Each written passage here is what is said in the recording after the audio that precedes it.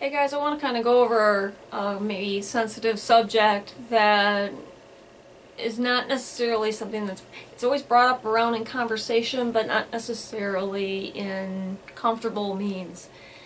And it gets very touch and go with people who are emerging artists or people who haven't defined their style versus people who have long established their style, they've established their fan base.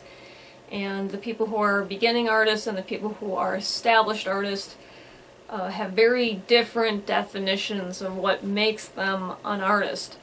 And so I'm going to put in my 2 cents on that because it's been brought up both in chat rooms, it's been brought up on Facebook, it's been brought up at the SBA in conversation, it gets brought up a lot.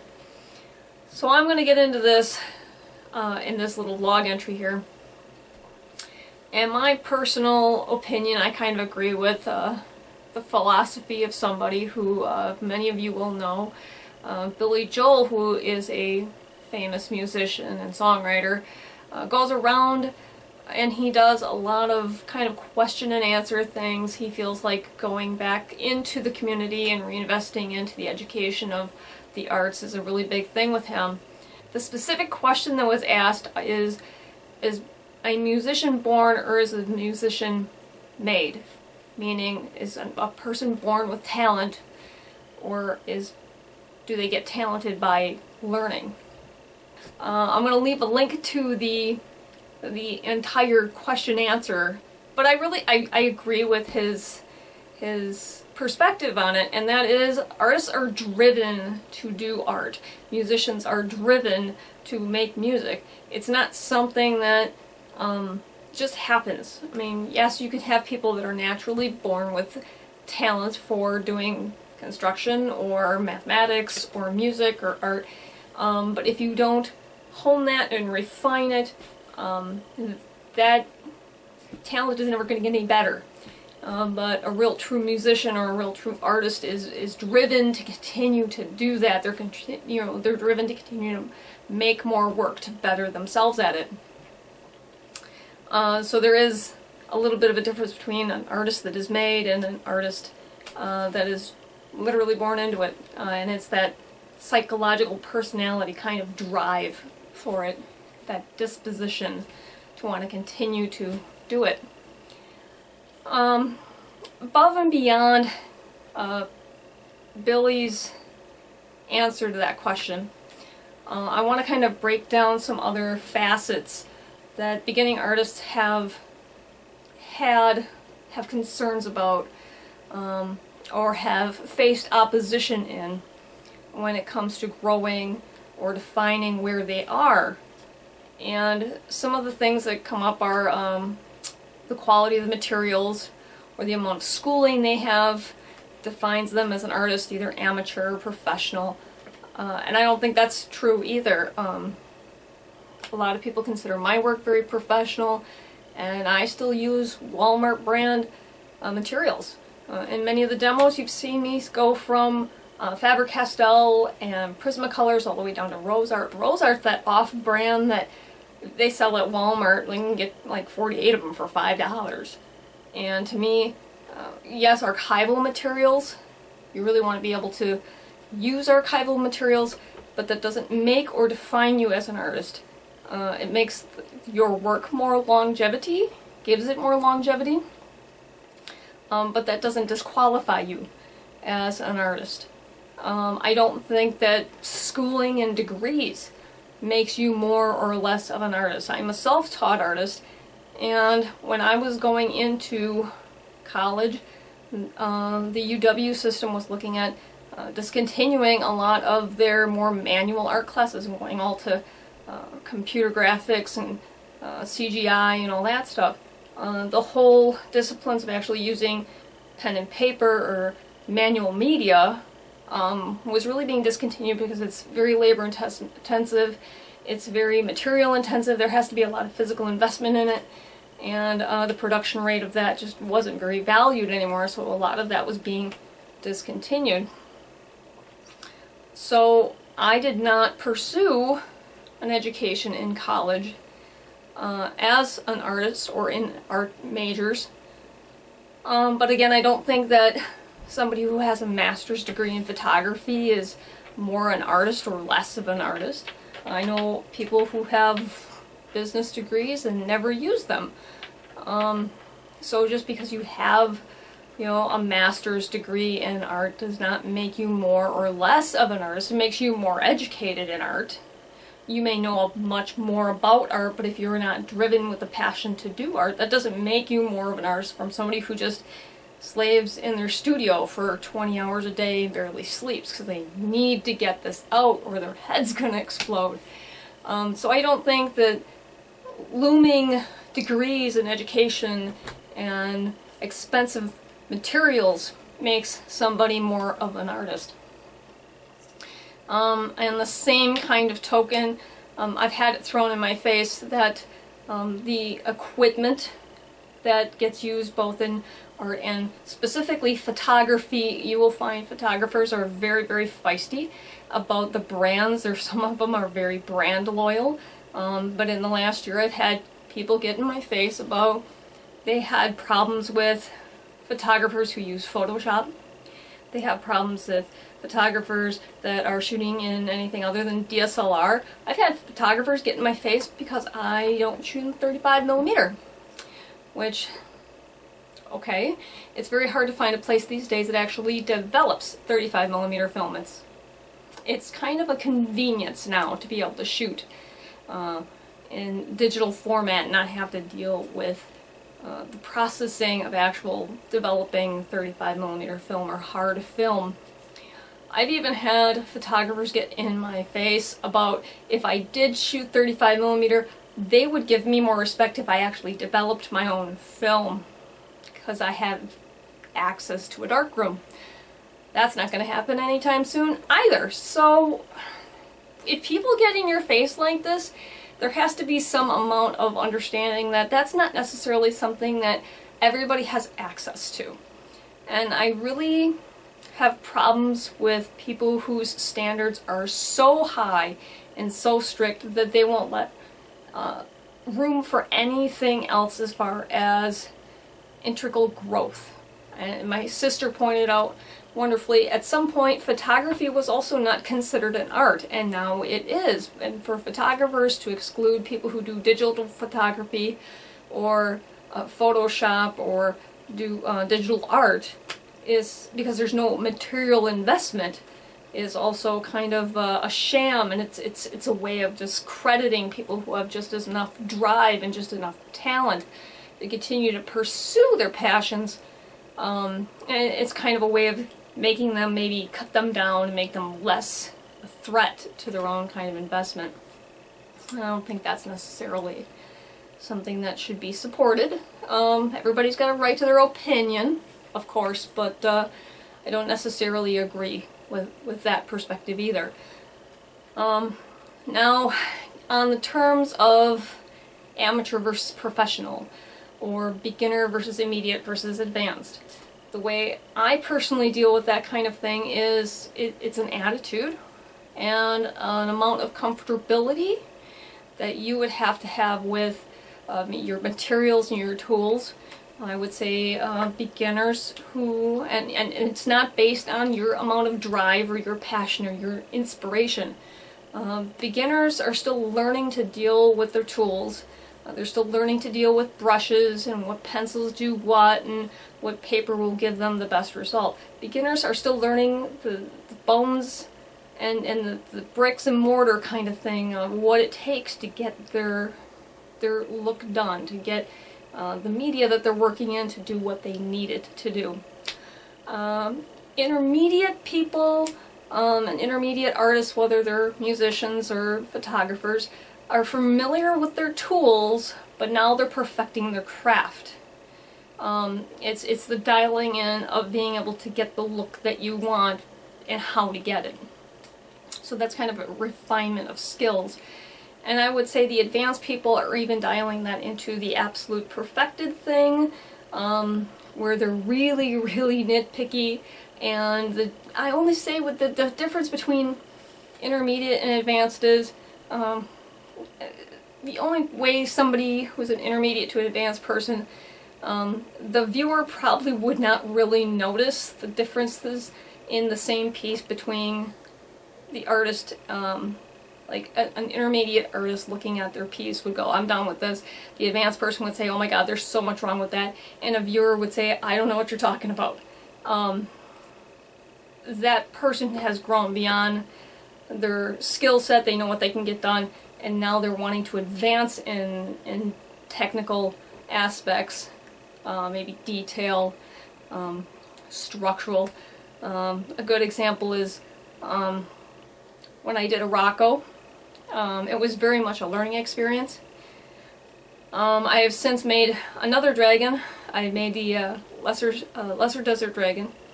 That one is far more structurally sound, and now I'm working on this little Great Lakes Dragon.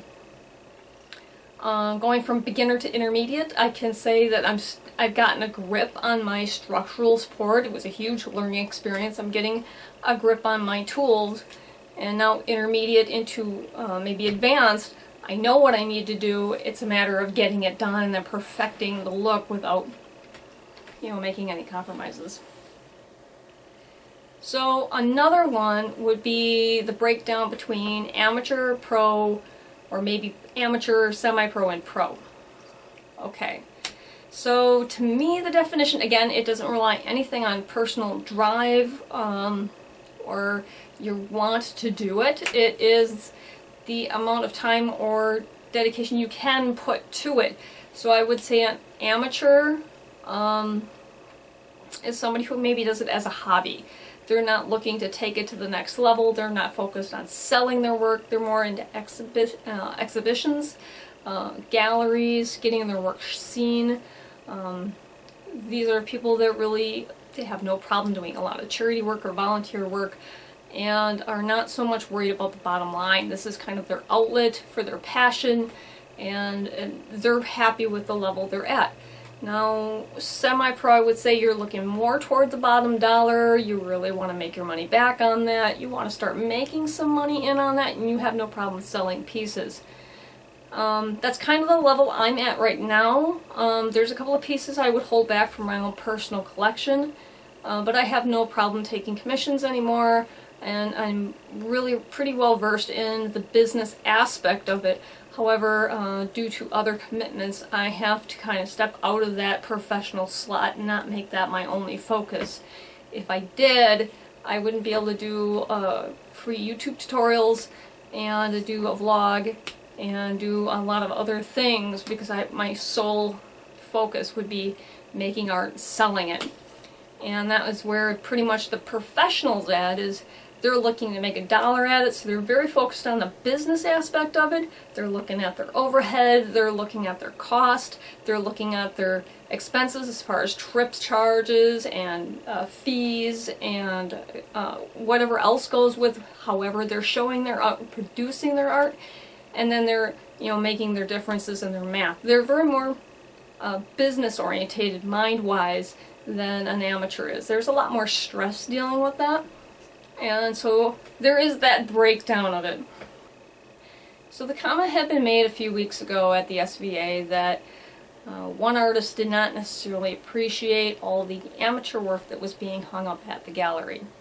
One of the foundation points of the SVA is that it's for all different levels of art, from the beginner level to the intermediate and advanced. If you want to refer to it as amateur versus professional, it's an all-level tier for every artist out there to be able to show their work in the equal kind of setting. And apparently one of the artists, I'm not really sure, I don't know who this is, had a problem with their work, which they considered to be at a professional level, showing next to amateur work. And many of the other artists got a little offended at it and said, I see equal level of work. This isn't necessarily beginner or amateurish, and they got offended at the comment. And it very well may be I don't know if that artist particular, because I don't know who it said it, if it's the difference in mindset between I'm working on a business level and you're working on a hobbyist level, or if it was made as a skill set. It kind of impressed me that the comment was made more as a skill set and a knock on some of the other artists that were having their work displayed at the SVA. However, here's another set of considerations when you're talking about the level of your own work and being able to judge maybe more clearly and out of the range of your own ego with the aesthetics of your work. You may come up with an excellent composition. You may have excellent color, excellent design. You may even have 5-star perfect execution in what you want to create. However, the aesthetics and the value of your work is not something that you personally can determine. You can determine whether or not you like it, that you did a good job of it, based on your own personal skill set and the knowledge of what you know you can do. However, the aesthetic value and the value of the work, which is like the dollar amount that would be placed on it as far as somebody who would want to buy it, high or low, is determined by not necessarily even your peers. It's determined by the public and your collectors and the people who would purchase your work, the people who would want to come back and see it again. That's not something that you can determine. Critics can determine that, the public can determine that, collectors can determine that, your fans can determine that, but you can have a say in it, but you can't determine that. You're not going to go out, spend 35 hours on a piece, and then turn around and buy your own piece just to auto-inflate it, and actually that is, it cancels itself out. You yourself cannot place the value on the aesthetics of your piece. So keep that in mind. At some point when you show your work, somebody else is going to have to put their 2 cents in it. It might not necessarily be something you agree with. And that is part of the hardest part of being an artist once you get out of your own studio and put your work out there, is that you feel like you're being judged personally. And many beginning artists have to learn to disassociate themselves from their work. They're judging your work, not you. And that's something that I think should be a core and first thing that artists really need to learn, is separate yourself and your own personal value from your artwork. They are not one and the same. You did create it, but it is not you. If somebody doesn't like your work, it doesn't make you a horrible artist. It doesn't make you a horrible human being. It's just not something that they prefer, okay? They can't say you are a horrible human being because they don't like the blue in it, or the brush stroke. There is art out there that I don't like, and I love the people that made it, but their style's just not my bag. So my major tip of advice would be, if you're trying to define yourself as an artist, please, please, please don't ever associate your personal value as a human being in accordance with somebody's judgment on the value of your artwork. Okay? Please don't do that. It's bad. But one of the things that I would really advise beginning artists to figure out is, as you're growing as an artist, figure out where you want your level of work to be. And if you want to base it on your talent skills, you can do that. But find your subjects that you really want to paint. If it's landscapes, if it's still life, if it's portraits, if it's people, cityscapes, find that subject, and then really get into that. Find the one that really just drives you to want to, like, get that done. You know, you want to get back to the drafting table, you want to get back in the studio. And then the second part of that would be, find the style that you want to execute it in. Do you want to do it in hyperrealism? Do you want to do it in just realism? Do you want to do it in impressionism? Look at different artists and kind of notate the methods that they use. I'm totally okay with artists continuing to watch my station and picking up tips and tricks from the tutorials that I'm doing, if they want to do charcoals or acrylics, but look at different artists that inspire you, the methods that they use, and where they go to get their resource material, or where they're going to get their materials in general, the kind of techniques that they use. But come up with a list of artists that inspire you, whose the attributes of their work, whether it be layout or use of color, use of action lines, that you look at that and you go, I want to paint like that. And study the techniques that they use and maybe get in contact with them. Some of the artists that I was a big fan of when I was in high school, they've retired and I can't get a hold of them anymore. But their work is in books, and so I can look back on those books and see documentaries on them and kind of go from there. I can kind of fill in the blanks. There's a lot of artists out there that have vlogs now, and they have YouTube stations, and they have Patreon stations, and you can glean a lot of information off of them. Build yourself up a set of peers that you can go to find maybe the answers that you're not necessarily finding on your own. It's really hard to find support structures in learning how to do new techniques and learning how to define your own style. So in the definition of whether or not you're an artist, chances are you are. It's just a matter of defining where you're at in your learning and being able to step off that ledge and grow some more.